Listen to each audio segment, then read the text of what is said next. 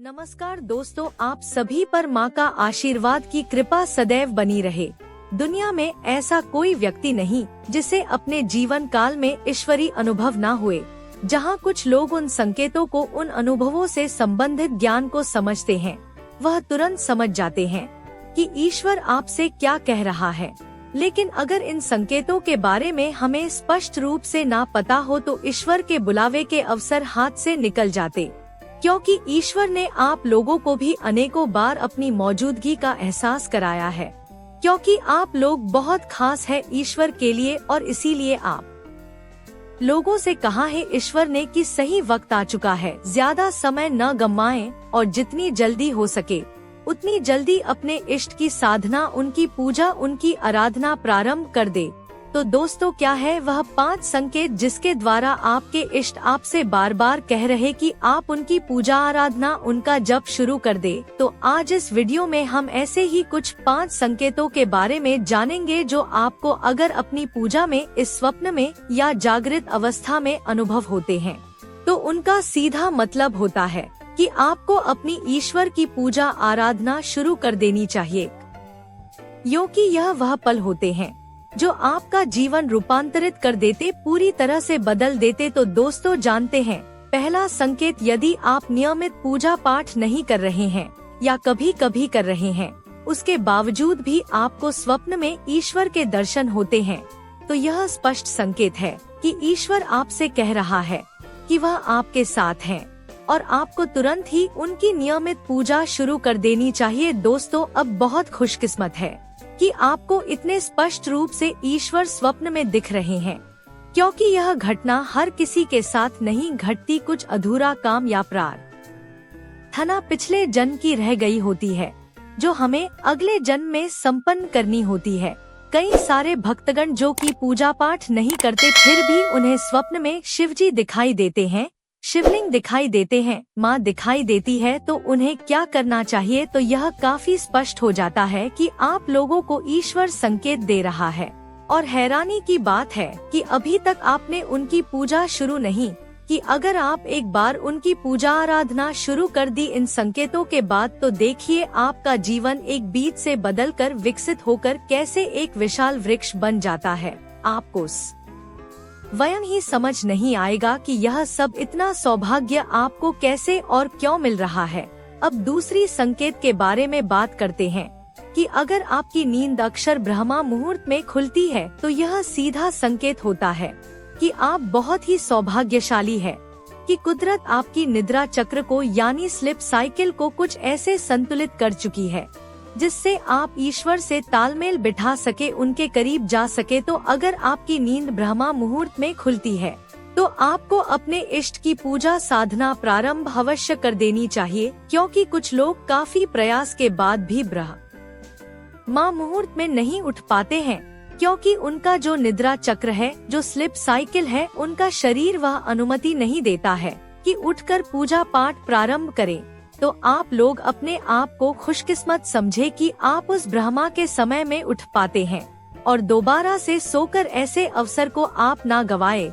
अब जानते हैं तीसरा संकेत जिसके द्वारा आपके ईश्वर आपसे कह रहे हैं कि आपको उनकी पूजा, आराधना शुरू कर देनी चाहिए। वह इस प्रकार है कि जब कभी भी आप मंदिर जाते हैं या कभी गए, तो आपको एक शीतलता, एक नवीनता, एक संपूर्णता का एहसास होता है। दूसरा, ईश्वर की प्रतिमाओं को देखकर लगाव महसूस होने लगे। जब आपको भगवान की प्रतिमाओं को देखकर, जब आपके आंसू आने लगे, मंदिर के माहौल को देखकर, दीवारों को देखकर, मंदिर के प्रति अगर आपका प्रेम जागे और आपका मन करे कि आप वहां अधिक से अधिक समय बिताएं, अपने रोजमर्रा के कामों को भुलाकर कुछ समय के लिए आप मंदिर में मिल जाए, अपने शरीर से हटकर अपनी आत्मा के मूल स्वरूप को खोजे, सत्य को खोजें।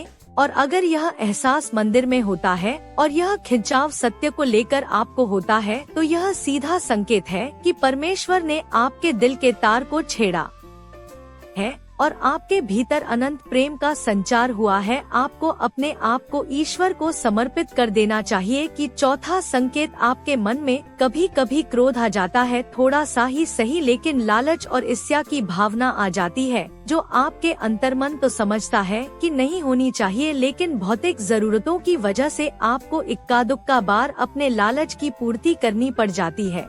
लेकिन इसका परिणाम काफी गंभीर हो जाता है और कुछ आपके संग फिर ऐसा घटने लगता है जो कि एक स्वस्थ जीवन जीने में बाधा है। वह आपको तकलीफ देता है और आसान शब्दों में, अगर आपके हाथों थोड़ी सी बुराई हो जाती है, उसके बदले आपको इसकी बहुत बड़ी कीमत चुकानी पड़ती है, तो यह सीधा संकेत होता है कि आपकी सेंसिटिविटी बहुत ही अधिक बढ़ गई है। आप लोगों ने 100% कभी ना करिए अनुभव किया होगा कि दुनिया में या आपके आसपास कुछ ऐसे व्यक्ति हैं जो बुरा करने के बावजूद भी बच निकलते हैं। उनके साथ कुछ भी बुरा नहीं होता, लेकिन दोस्तों वह इसलिए होता है क्योंकि उनका और उनके ईश्वर का जो रिश्ता है वह बहुत दूर का है, बहुत कमजोर है। क्योंकि ईश्वर से नजदीकी बढ़ते बढ़ते आपके कार्यों के प्रभाव का जो अवसर है वह बढ़ जाता है, यानी कि आपकी सेंसिटिविटी, संवेदनशीलता बढ़ जाती है और आप अपने जीवन में किसी का थोड़ा भला कर दी तो आपका बहुत अधिक भला हो जाता है। लेकिन अगर आप किसी को थोड़ा सा भी दुख पहुंचाते हैं तो आपको कई गुना मात्रा में उसका दुष्प्रभाव झेलना पड़ता है। तो इसका अर्थ यह है कि आपके कार्य का जो नतीजा है, जो यह फल है, कितना गुना बढ़कर आपका पहुंचता है। यह बताते हैं कि आप ईश्वर के कितने नजदीक हैं और आप चुने गए हैं, किसी खास उद्देश्य के लिए हैं। अब जानते हैं 5वां संकेत। दोस्तों, दिन के समय कभी भी आप अपने काम में व्यस्त होते हैं, उसी समय आपको यह अनुभव होने लगे कि कोई आपके आसपास है, कोई आपको घूर रहा है, लगातार आपको देखे रहा है, या कभी कभी किसी के चलने का एहसास होता है, कदमों की आहट अगर आपको सुनाई देती है, किसी की मौजूदगी अगर आपको महसूस होते हैं, तो उस समय लोग बहुत डर जाते हैं, यह सोचकर कि कोई नकारात्मक ऊर्जा है, भूत प्रेत है, और फिर भयभीत हो जाते हैं, घबरा जाते हैं। लेकिन आपको यह गलती नहीं करनी है। आपको यह बात याद रखनी है कि यह सीधा संकेत है किसी सकारात्मक ऊर्जा की मौजूदगी का, क्योंकि हमेशा ही सकारात्मक ऊर्जा धैर्यवान होती है, आक्रामक नहीं होती है, सौम्य होती है। यह मौजूदगी का एहसास सिर्फ सकारात्मक ऊर्जा ही पैदा करती है, वरना कभी भी अगर नकारात्मक ऊर्जा आएगी तो यह बहुत ज्यादा आक्रामक होगी, तीव्र होगी, असंवेदनशील होगी और फौरन हानि पहुंचाएगी है। तो दोस्तों, बहुत ही कम अक्सर होते हैं जब आपके जीवन में आपका सामना नकारात्मक ऊर्जा से, बस वह आपका भय होता है, जो जानकारी के अभाव में आपको डरने पर मजबूर कर देता है। तो अगली बार आपको जब भी ऐसा एहसास हो तो आपको के उनके करीब जाना है और एक विशाल सागर में एक बूंद की भांति उनमें मिल जाना, उनकी पूजा आरंभ कर देनी है। माँ की भक्ति, उनकी स्तुति करने के लिए आपका धन्यवाद, माँ की बातें, उनकी साधनाएं और यह सीमित ज्ञान सब तक पहुँचाते रहे। ईश्वर हम सब के साथ सबको देख रहा है। तो दोस्तों, अगली वीडियो में बहुत जल्दी मिलती हूँ आपसे। तब तक के लिए आप अपना ध्यान रखिए, स्वस्थ रहें, खुश रहें, मस्त रहिए। जय माता दी।